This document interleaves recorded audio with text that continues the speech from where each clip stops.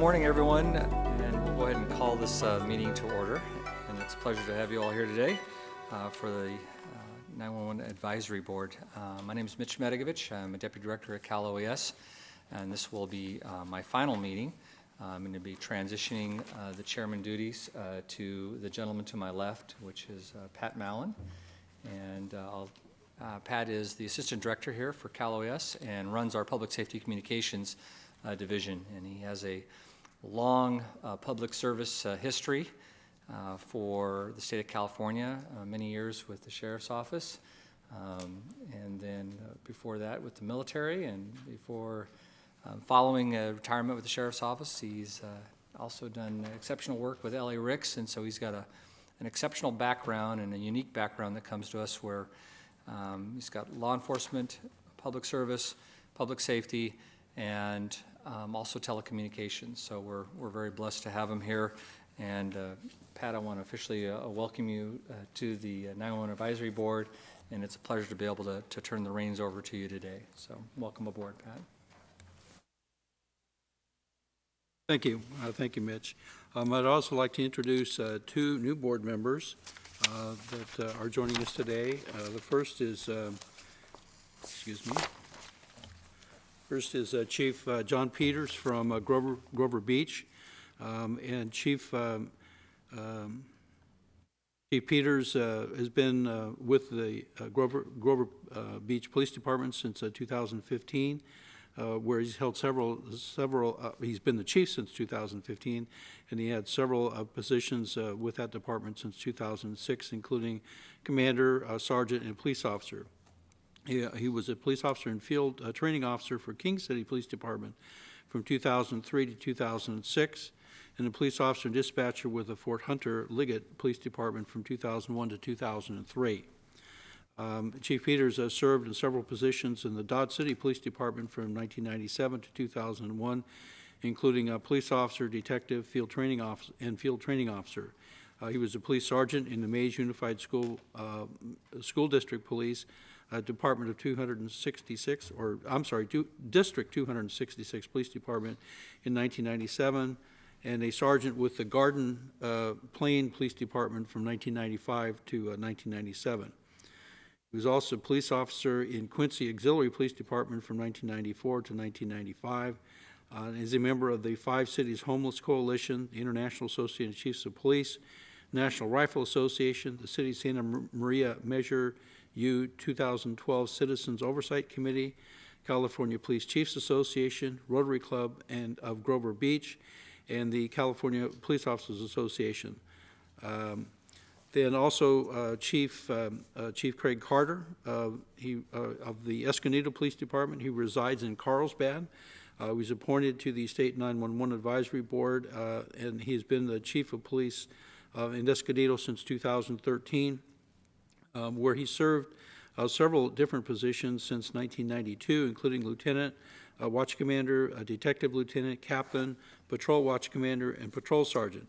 He's been an adjunct instructor at Palomar College since 1993. He is president of the San Diego Police Chiefs and Sheriffs Association and a member of the Alcohol Policy Panel of San Diego and the Palomar College Professional Development Advisory Board.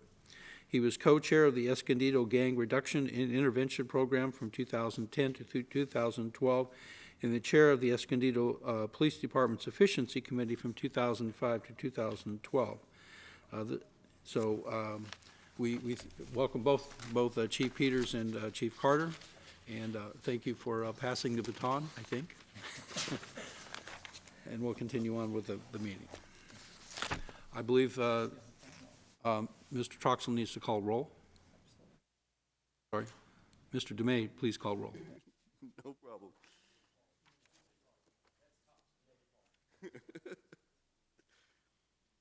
We have Patrick J. Mallon. Here. Chief Scott Howland.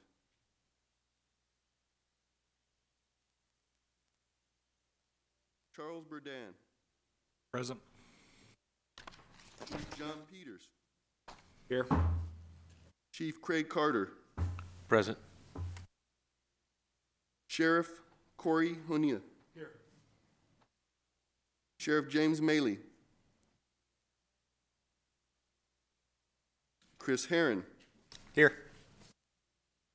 Michael Miller. Charles Cullen. Paul Truxell. Here. We have a quorum. Thank you, Paul. The next order of business is approval of the State 911 Advisory Board meeting minutes from November 10th, 2016. Are there any corrections? We have a motion to approve. Chris Herron, I'll make a motion to approve. Chuck By Burdan, Chris second. Herron, do we have a second? Chuck Burdan, second. Second by Mr. Burdan. Is there any further discussion? We need a voice vote, or do we need a roll call vote, Paul? Okay, roll call vote then, please. All right. Patrick Mellon, I have to abstain, I was not here. Michelle Bland, Approved. Charles Burdan, Aye. Chief John Peters, Abstain since I was not here. Chief Craig Carter, Abstain as well, not present. Sheriff Corey Honea.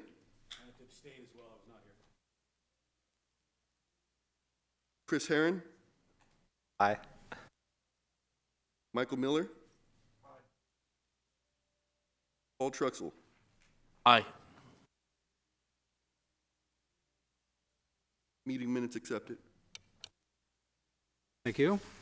Next item up is a closed session. So we will now meet in closed section pursuant to Government Code Section 11126E. We will meet to review data from the 911 system where disclosure of those considerations could compromise or impede the safety or security of the described system. We are now in closed session.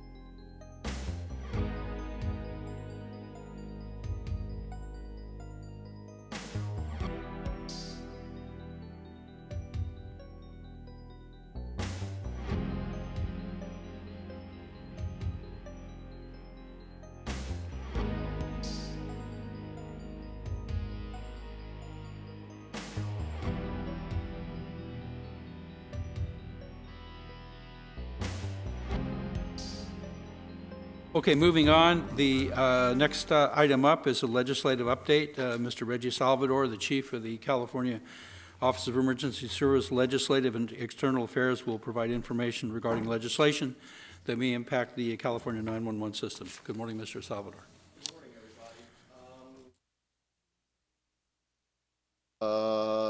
With respect to the Assembly this year, the Assembly had actually restructured their committees specifically for what was the Utilities and Commerce Committee.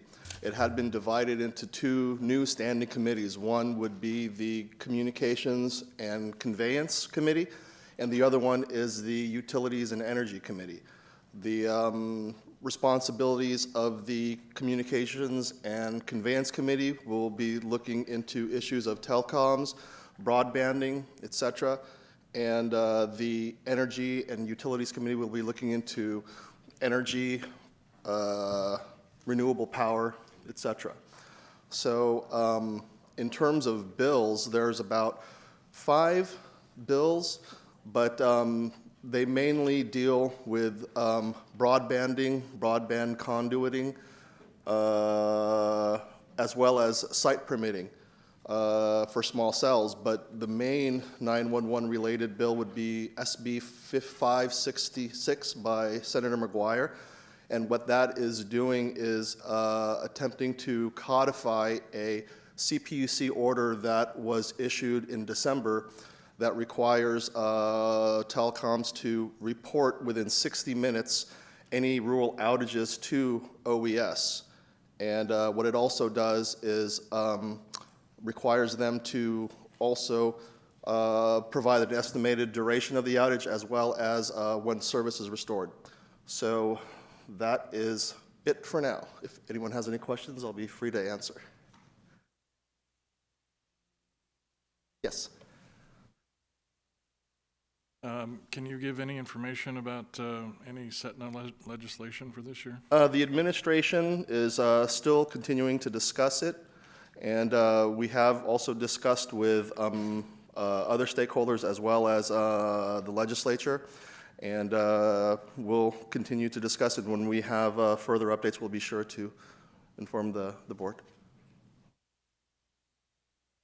I just wanted to point out Senate Bill 811 has a lot of information in it, but if you dig through it, there is references to 911 in there, and you may want to check on that one.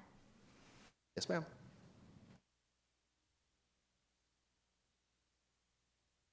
Any other questions for Mrs. Salvador? Thank you very much, sir. Thank you. Okay, next item up is a report on the FirstNet update. So I'd like to split this into two sections. One is from the FirstNet side, and the second portion will be from the California First Responders Network Board that's sponsored within Cal OES. As most of you know, FirstNet issued their request for proposal back in the May timeframe of 2016.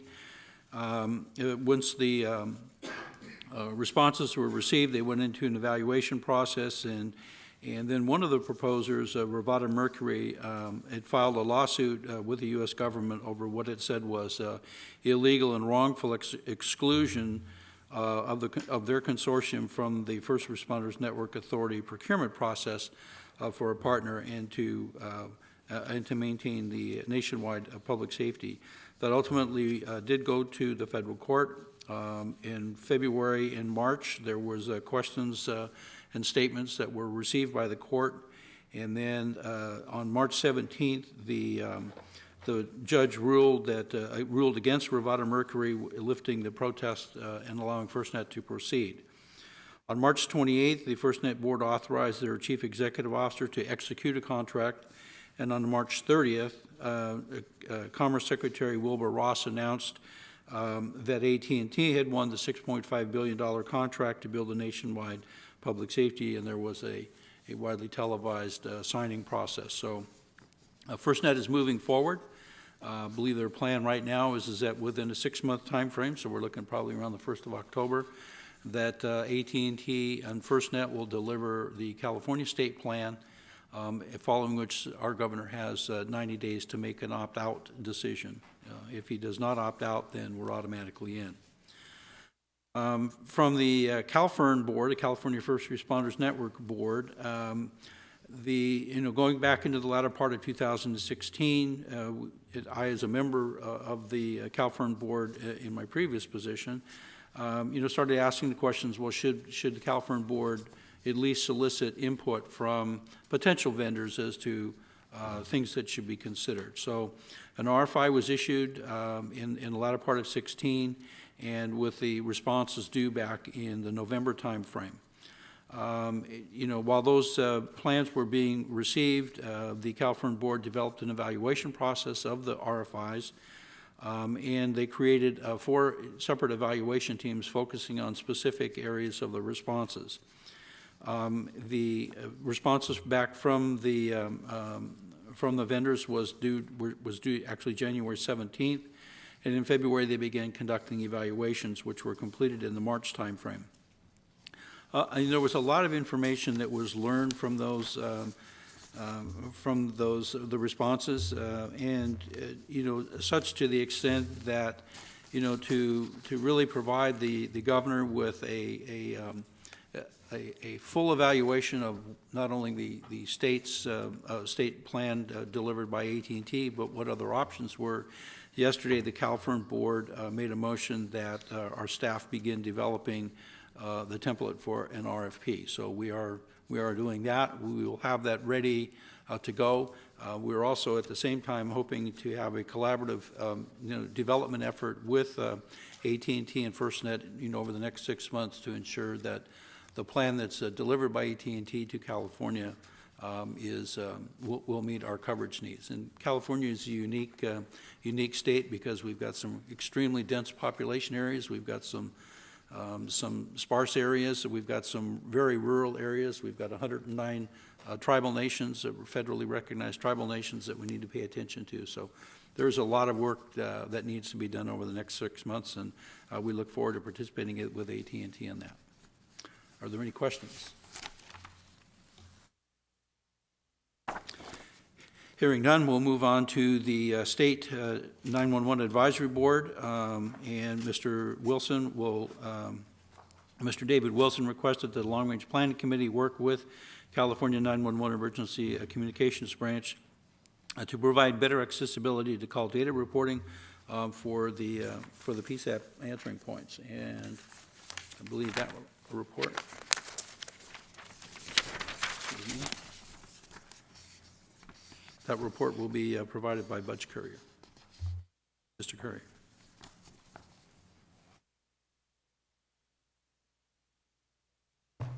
So before we move on to the updates from the branch, this particular slide, the request here was that the PSAPs be given access to information for their PSAP. And so what we've done is we've worked with our provider that helps us monitor call statistics in the PSAP. ECATS is the name of that program. And so we've added modules to ECATS to facilitate this type of information being accessible to the PSAP. That was rolled out several months ago and has been in place. So this has been a long-standing agenda item because it took a while to get that tool developed and tested and vetted. And the feedback we're getting from the PSAPs is this is the type of data that they want to see. So for the board, we can keep this as an agenda item if we want, but we think we've accomplished this, and these reports are always accessible to the PSAPs. So I'll leave it up for discussion for the board if you want to remove this as an item. Chris Herron, I'll speak to that. We had this item on the LRPC agenda as well, and we had a discussion yesterday. I know Chief Wilson isn't here anymore. It'd be great for him to say, yes, I'm satisfied, take it off, but I think he is, or would be, and we removed it from our agenda as a longstanding item, since we had Alicia Fuller give the presentation at our last meeting about the new tool. So I'd make the recommendation that we could take this off.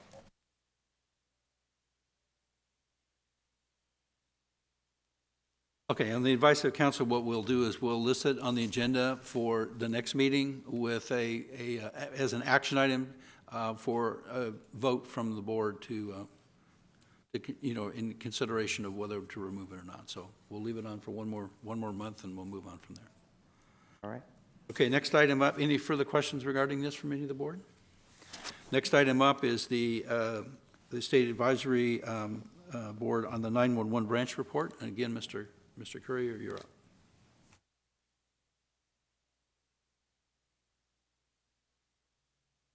All right, so up on the screen in front of you and for the audience up on the big screens there, this is an overview of what I'll be talking about. I'll cover some highlights, but if anyone has questions, I mean, we can do a deep dive on any of these topics. So the first thing we'll go over is the Setna graph. So this is a projection of incoming revenue and outgoing expenses, as well as the revenues we have for our rainy day fund. So what you see on this chart, just to help you through it and how we've put it together, the white portion of the chart on the left-hand side there, those are actual revenues and actual expenditures. Once we move into FY 2016, 2017 and forward, those are projections. We're in that current fiscal year now as we're finishing up that data.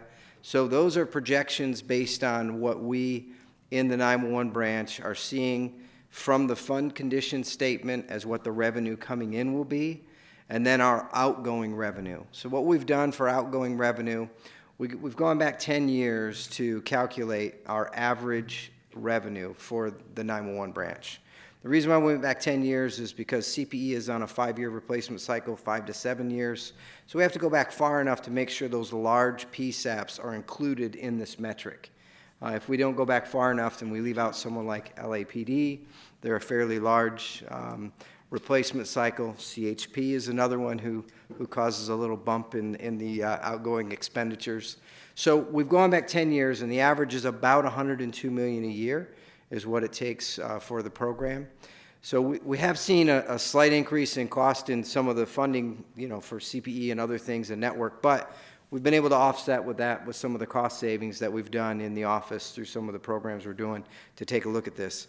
So what this chart is showing is somewhere in the FY 2018, 2019 timeframe, you're going to see expenditures begin to go above revenue. And that's really what this chart is supposed to show. Again, these are projections. It's very difficult to determine exactly which PSAPs will be ready to invoice for their call answering equipment in which fiscal year, but we do pull them and try and keep that data as accurate as we can. So again, these are projections. The revenue is based on what the fund condition statement tells us. That fund condition statement is included in tab 7 of your binder, the most recent one. And so that's the data that we base that on. The next slide kind of shows this in a chart, rather than a graph. So these are some of the real numbers of the beginning balance is what's in our rainy day fund or our reserve there. And then you see the revenues, the resources available is what we have coming in, and our expenditures, like I said, it's about $102 million a year is what we project. And then the balance. And what you're going to see, because revenue is less than expenditures, you see that balance continue to go down. So this chart is showing 2 years into the future. It's that next year when this thing begins to go in the red. And that's, what we're watching very closely. So any questions on that before we move on to some other data?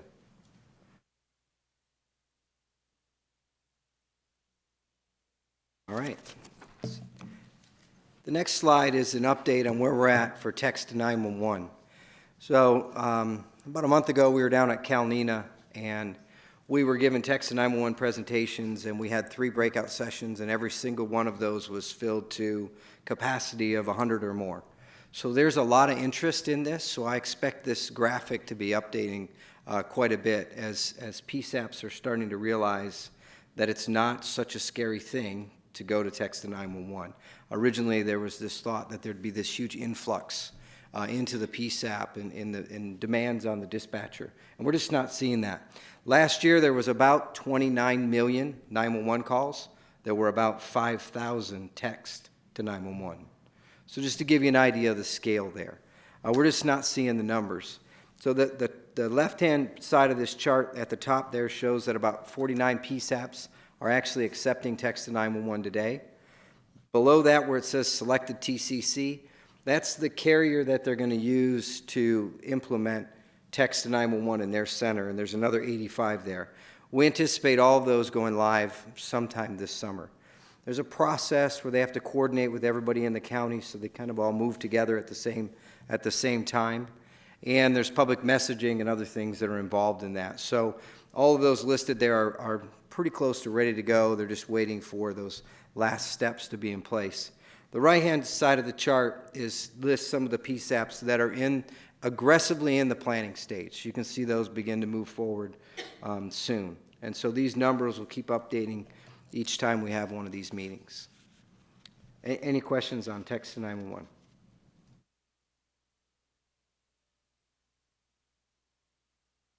The next slide is the status of our wireless reroute. So originally, this project was to ensure that when you call 911 from a mobile device and it hits that cell tower is physically mapped to the correct PSAP. And so what we do is we monitor the statistics of when that call goes to that first PSAP, how often is it transferred to then a second PSAP because it arrived at the wrong place. That's essentially what this project is all about. There was some statutory requirements put in place that the 911 branch establish a policy to formally do this annual review each year. We sent out a letter last week that has all of the annual review process documented. And Michelle is here today. She's been very helpful in this process with CHP. So the way this works is CHP works with the county coordinator, and they take a look at every cell tower in that county and make sure that it's mapped to the right PSAP based on where that call first arrives and how it's transferred to another PSAP or not. And that's the big metric. And then they begin to discuss, where should this really go? Is it right to go to this center first? And all that detail happens, it's a fairly manual process. From there, they'll have routing sheets that they interface with the carriers with when they want changes and updates. So that's where this project is. We're moving forward. There's hundreds of thousands of cell sectors in the state that are being looked at through this review process. And so we developed this letter, this policy, by working really closely with CHP and the county coordinators. And the reason why we didn't send it out till last week is because once we had it done, we actually sent it out to a small group of PSAPs and county coordinators to make sure it made sense to them. We refreshed the document, and that's when we officially sent it out to everybody. So we think the policy, while complex and technical, is fairly understandable for the PSAPs. And we've got support staff in place. If anyone has any questions, they can reach out to us, and we'll work with CHP and the county coordinator to make sure everyone understands what this process is all about. The next step for this wireless rerouting, because it is such a labor-intensive process, we're working with the ECATS vendor to develop a module that will help to automate this. And what this will do for us is it'll reduce the manpower, obviously, and I have to justify that from a funding perspective. It's going to update our mapping, which is another critical component of this. And it'll also assist in the verification and routing sheets from when a cell sector first comes online. All right, we'll know that it's come online through this tool, where occasionally now sectors come online and we aren't notified like we're supposed to be. As I said, there's hundreds of thousands of these sectors, so it's understandable. So this tool and what we're going to do, the cost on it is about $900,000 to add this module. So we're in the process of doing our internal cost analysis, and I just wanted to let the board know, given the condition of the Setna fund, we think this is a critical function that we need to provide not only to CHP but the county coordinators in my office. And what we've been trying to do is figure out ways to save money in other places so that we can use this tool. So that's where we're at with the wireless rerouting. Does anybody have any questions? Not a question, but I'll just one thing to add. Since we discussed this yesterday at the LRPC, there was a decision made to, I'm not sure if that was the office or if ECATS is going to do an audit to make sure that everyone has the ability to access that wireless transfer summary, because through our discussions yesterday, we determined that perhaps not all PSAP managers have that access. Right. They should have it, and if they don't, it's easy to add, and so that's something that we'll do. Was there also a discussion on looking at the surrounding PSAPs as well, to have that, or is that a different sec? Yeah, so each PSAP has the ability to look at all of the cell sectors that are directly affected to their PSAP. The county coordinators have the ability to look at all PSAPs in the county, and CHP has the ability to look at everything that affects CHP and the county. So we kind of have this tiered approach. So hopefully that answers your question, Chief. Yeah, I guess the question would be, is there any advantage for all the PSAPs to see all within their region? We don't see an advantage. Well, maybe I think, correct me if I'm wrong, but through Chief Wilson's request and with Alicia's presentation at the last meeting, if you're a PSAP, you can now see the call if it touches your PSAP at all. So it doesn't have to, it could have come through as a transfer, but yes, if the phone call touches your PSAP at all, you will see it. And then I don't remember the details, and Michelle can probably provide them, because the office and ECATS are also working on additional reporting that's really down in the future because of the complexity. Could you touch on that? I think that'll help.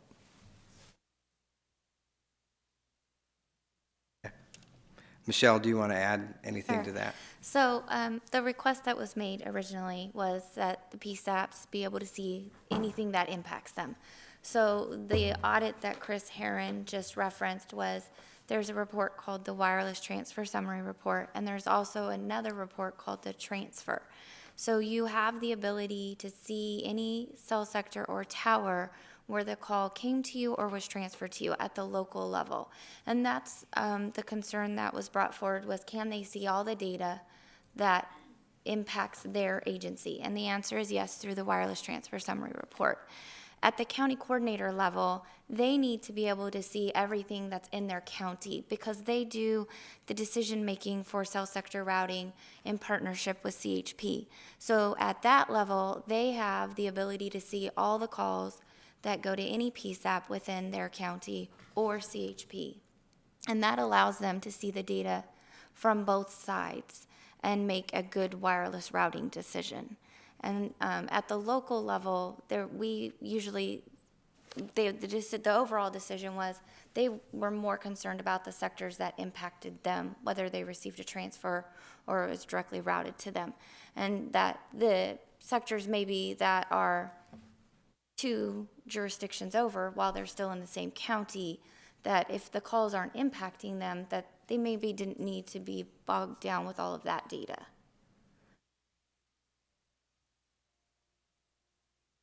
I guess another question. It appears that one of the vendors has a lot of route pending. Is there a reason for that? Is that a level of concern? Is there something that's... There was reason for concern on that a couple of meetings ago. We've worked directly with that carrier, and they are probably ready to go a little faster than we are now, because we're in this annual review process. So we've got them going lockstep with CHP by county, because when they start to do the reroutes, they have to essentially tell the carriers, look, don't make any changes while we are doing our analysis. So they shut the carrier out of that county for a certain period of time while they're doing the refresh. So we don't want to do that in more counties than we have staff to facilitate based on our annual review. So this number would be smaller, but we're working with them, and they've been responsive in our interactions with them, and so we don't have any concerns. We want it to go down quicker than it is, but it's part of our annual review process now. And the ones that are pending, at this point, we're transitioning them to the 2017 review, because if they cut them now, then the data, we have to look at 12 months of historical data, and if they cut them now, then the data is skewed because it's between two PSAPs at that point versus just one. So we're transitioning all of the sectors that were done in 2015. We're comparing that against the 2017 audit. If they weren't made, we verify that that's still the decision we want, and then we transition it to the 2017 request. Following that, during this process, we are working with the carriers, and Cal OES is monitoring the carriers, that once the request for the change goes in, each quarter, that they get those changes made during the next quarter. So instead of what happened in 2015, where we did the entire state in basically 30, 60 days, and we just dumped this work on the carriers, who are also bringing up their new LTE networks, we're staggering that approach, giving them the opportunity to make those changes. The carriers have been great in this process as well. They agree that what these essentially are, in their opinion, is misroutes. Calls that should be going to one agency are going to the wrong agency. So now that there's a consensus on them, they're prioritizing them, and they've also agreed to work them into their workload for that following quarter to get them done. And then they provide responses to Cal OES, who's making sure that those are done. Part of the overall process. All right. Any other questions on the wireless reroute? All right. So the next slide, this is the status of wireless deployment. So these are the PSAPs in California that currently accept wireless calls or don't accept, is what this list is here. So this has been a very long process. However, one of the good outcomes of the wireless rerouting is, because of the conversations through that, one of the largest agencies up there, Oakland, is actively in the process of beginning to accept wireless 911 calls, which is very good news. And the next ones on the list that we're working with are Atherton, Sacramento, and Stanislaus. And so we're trying to get them to move in that direction as well. And so we're seeing some progress here. I think these have been on this slide for years, and now we're seeing some movement, which is good news.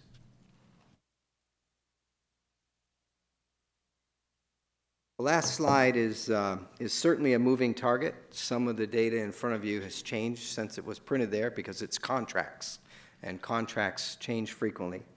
We have a CPE contract we've been working with state procurement on. It's a multi-vendor IFB, and so once that's in place, that's the contract that the PSAPs will use to buy call answering equipment. It's a state contract, and then they enter into a procurement process using that contract. So we've actually sent that contract out to a number of vendors for signature. Once it goes to them, it comes back to us, gets vetted, goes over to state procurement, gets stamped, and the contract's in place. We're very hopeful that will happen sooner than this April 30th date, but certainly by then we'll be there. And there are a couple of vendors that have some other details to clean up with their awards, but that's where CPE is. What this means, though, is that right now, as of today, there's no active CPE contract to procure call answering equipment from. So if your PSAP did not submit their paperwork by December to use the old contract, they're waiting for this contract to come in place. The 911 branch has been working very closely with them to make sure that they understand where we're at in the process and when this contract will be available. And what this will do is create a backlog where we're going to have to work very hard to get all those contracts moving forward once this has been awarded. So that's where CPE is. Foreign language is up for renewal in the end of May, and we're in an active process to get that in place to get renewed. Next Generation 911 is another contract we have with L.R. Kimball working under CDI, and I actually have a meeting tomorrow morning to discuss the following deliverables I've received and accepted 2 of the 5 tasks that are the main part of this transition plan. And I actually have a presentation at Western APCO next week to discuss the transition plan and where we are and what it's going to look like in California, and really to start this outreach to the PSAP community and to the vendor community about where we're going with NextGen and what the transition looks like. We've been talking about it a long time, so long that many are lulled to sleep. And so I had a talk at NENA as well about a month ago, and just to kind of start engaging again to say, look, this is happening. We are going to transition. And so this next step, I'm going to present just a general plan because I don't have the detail. But for California, what NextGen is going to look like will likely be multiple regions, regional NextGen networks that tie a group of PSAPs together. And then there will be another network that ties all those networks together. We're just too large to do it all in one. It would scare me to death to put everything on one single network with 29 million calls a year running through that. And it's just not good industry standard or best practice as well. So that's where we're at. I have a lot of data on this, and what I would ask is maybe we get an agenda item, or once this report is due, it's due to me in June, so once I have the actual report, I'd be happy to come and present where we are with the transition plan. Any questions on NextGen before I go on to the next bullet? All right, so the next one is we have an IFB out. So this next generation contract that's out there, there's 7 vendors on this contract.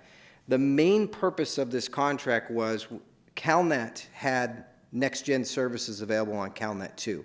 CalNet 2 is expiring. CalNet 3 does not have those services on it.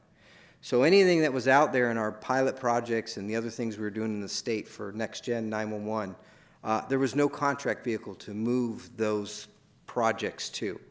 This NextGen contract accomplishes that. So we have the northeast portion of the state that we've gone out for offers to those 7 vendors.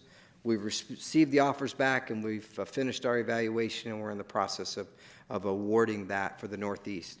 We just submitted a second request for offers for Pasadena Ring, which is another project that this board has heard of many times, I'm sure. And that one we expect to award in the next month. And the last one will be Mendocino. That's another group of PSAPs that are on CalNet 2 today and need to transition somewhere else. So while it may seem a little strange that the transition plan's not done yet, but we're already rolling out these kind of regional ESI nets, what I've been doing is working really closely with the contractor who's helping us with our transition plan to make sure that all this fits together. And that's really where we're at in that process. So that's the NextGen IFB and the awards. So next time, I hope to be able to announce a couple of vendors that we've selected to build those networks out for us. All right, and that's it from me. Any questions?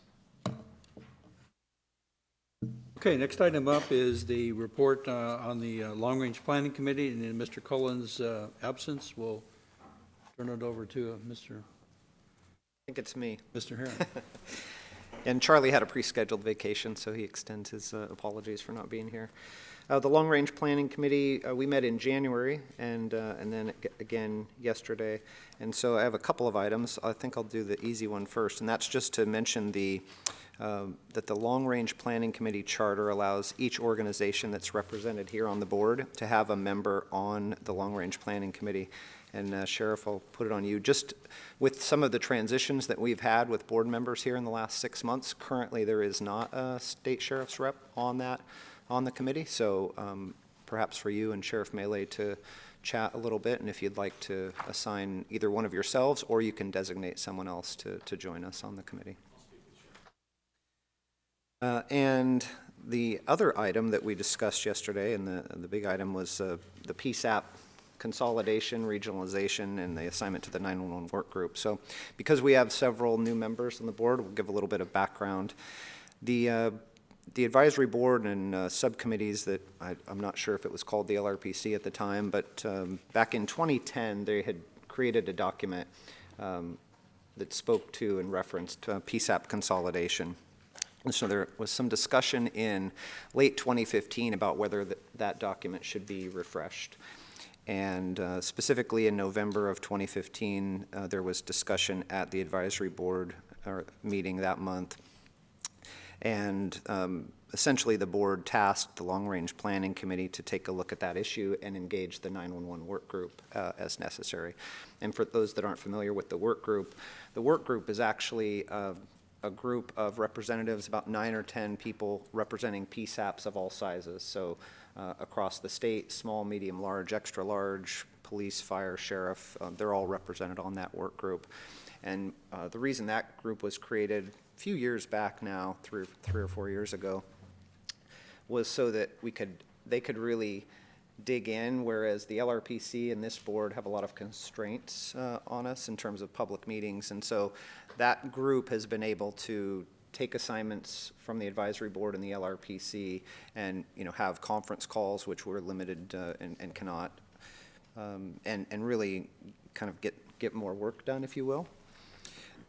Chuck Burdan is the liaison from the advisory board to the 911 work group. So the LRPC took that from late 2015 and actually reported back in May of 2016 with a one-page document that the LRPC had put together that kind of identified all of the items that we thought that the work group should consider as they took a look at what we were then calling PSAP consolidation. Through that discussion, as well as Chuck led the initial discussions with the work group, we really found that technology has changed enough that we thought, rather than talk about PSAP consolidation, you think of that as more of a physical consolidation, we really wanted to talk about PSAP regionalization. And so that's where we ended up, and that was more of the work group's focus. And the final draft document that you have here, the report from the work group, while it still references consolidation, really our focus was more on regionalization. So what you have before you is the final draft. I think what we're asking today is not necessarily to go through this entire document. We wanted to get it to the entire board so that you can review it over the course of the next couple of months. And when we meet at our next meeting, we would be asking for an action item so that you can approve this and that it becomes really a reference document for PSAPs out there that are perhaps considering regionalization and or consolidation. And certainly, as you know, as we've talked about, those smaller PSAPs that may be coming up for CPE replacement, that they have a reference document that they can look at, and because our goal is to get them to look at regionalization. As you know, we recommended, and the office changed the threshold for a new PSAP. New PSAP has to answer now 1,200 911 calls per month versus 300, or project to answer that many. And while we didn't make any type of recommendation to change that for existing PSAPs, we still want to, through this and other documents that perhaps are produced, encourage all PSAPs to look at regionalization as we move towards next gen. I do want to point out just a couple of items specifically, and this is on page 26 of the document. There's 4 bullet points that the work group identified as suggestions. Sorry, it says work group suggestions on the bottom of 25 in those 4 bullet points. And these were things that the LRPC agreed with and felt strongly with. In fact, I think originally there were quite a few more suggestions, and we got it narrowed down to this. But so just quickly for you, one of the recommendations out of the work group was to create a position within the state to sort of coordinate all of this. And thankfully, Budge was right in line with the work group. And when did Andrew get appointed to that? Months ago. Okay, so a couple of months ago, one of the members of the 911 office essentially was appointed to a new position that will be handling this type of coordination with PSAPs. The other thing was to create a fact sheet that identifies the value and benefits of regionalization. We are assuming that the board would probably task that back to the LRPC, so something for you to consider over the next couple of months, but we would welcome that assignment if the board agrees. The third item is education and presentations. While we're not necessarily recommending anything formal, perhaps continuing what we started at CalNENA. At the CalNENA conference, we had a couple of breakout sessions. Budge and then several members of the advisory board were on those breakout sessions, and we found that they were very well received, and there was a lot of good interaction with the PSAP community. So I think our recommendation to you here in terms of if you do support this bullet would be that we continue to have those types of interactions. So whether that be at NENA and APCO meetings, at regional PSAP manager meetings, or other organization meetings, police, sheriff, and fire meetings that come up, tapping into either the office and or members of the advisory board to go and make presentations and provide an update on where we're at, I think is a good idea.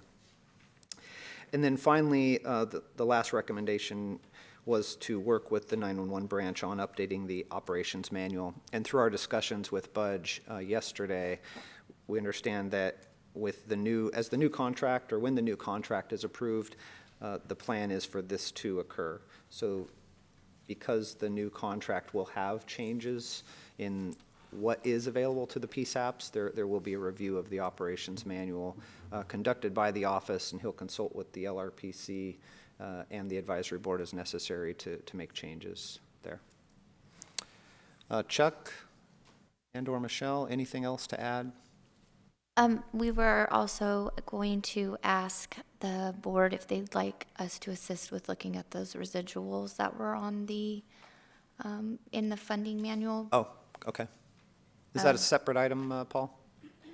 And do you need a vote, or that just a, if we want to have the board's permission or assignment to look at the residual funding list? Okay.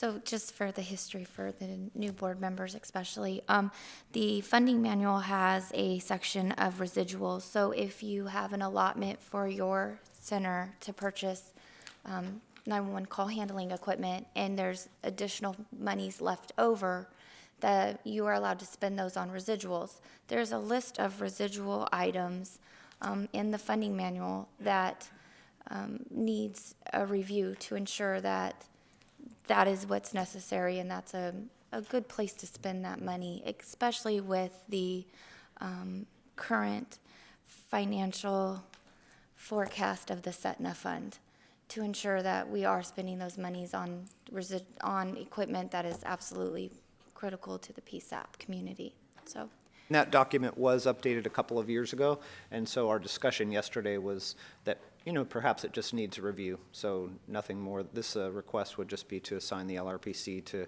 take a look at that document at our next meeting and make any recommendations back up through the board on changes. So Paul, look to you.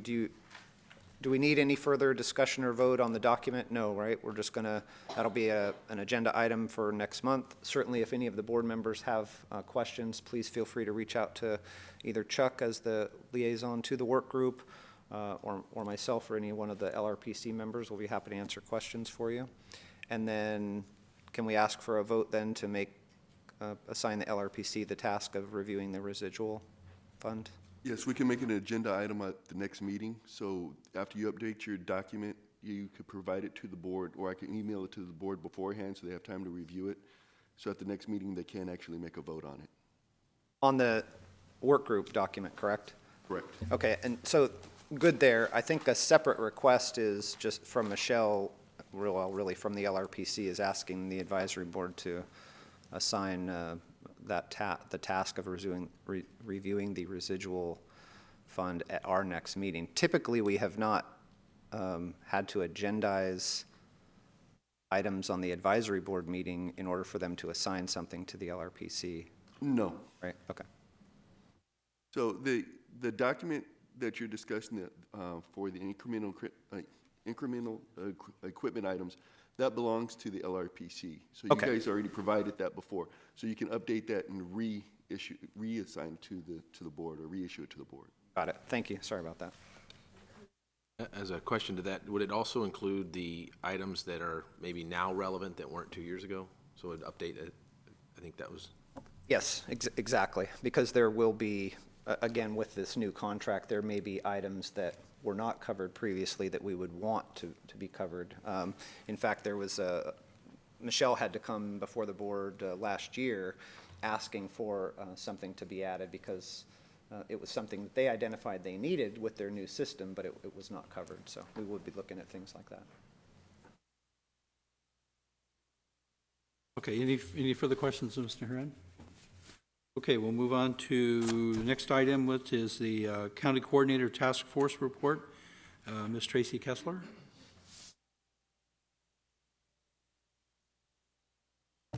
Good morning. The County Coordinator Task Force is currently working on the County Coordinator Forum, which will be held April 25th from 10 a.m. to 3 p.m. at the state office. Our agenda will be a presentation on the text to 911 from the request going to the state all the way through deployment. We'll also have some examples of texts that have actually come in and a live session for people to see so that we can get more PSAPs on board with going to text. We will also have a presentation on the wireless technical routing analysis project, which was talked about earlier. So to get people familiar, the county coordinators familiar with that, have a question and answers and the presentation. We will also have a presentation on the ECATS reports that are available and the new updated reports. And then a roundtable for any other questions and answer syndrome. So we're working on that. We continue to mentor and train new county coordinators and current county coordinators and do the county coordinator monthly calls. Do you have any questions? Thank you. Okay, thanks.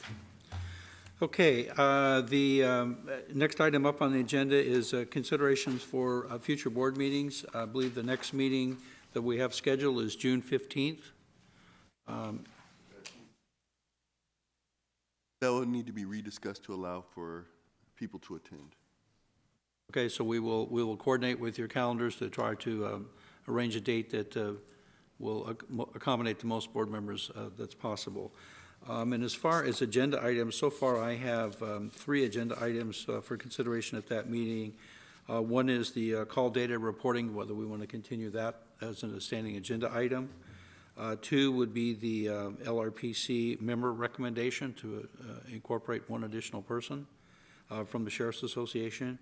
3rd would be the PSAP regionalization report and acceptance of that, along with the 4 suggestions.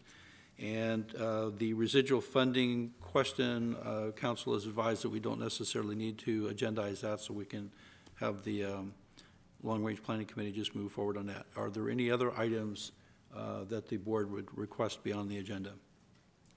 I would like to request an item regarding the CETNA funding, a discussion to be had that could focus on the current state of the funding, if we can get a good review of kind of what we had today, as well as any removal of unnecessary expenses from the funding. And I guess it goes into the residual discussion as well. So that's a good topic to have in there. So, Thank you, Chief. Any other items for the agenda for next meeting? I was if I could suggest maybe, I don't know, maybe it's already out there, but an update on text to 911 is a kind of rolling number to see how that is increasing or staying the same. It might be good for the board to see that. I believe that's part of the monthly report from Mr. Courier.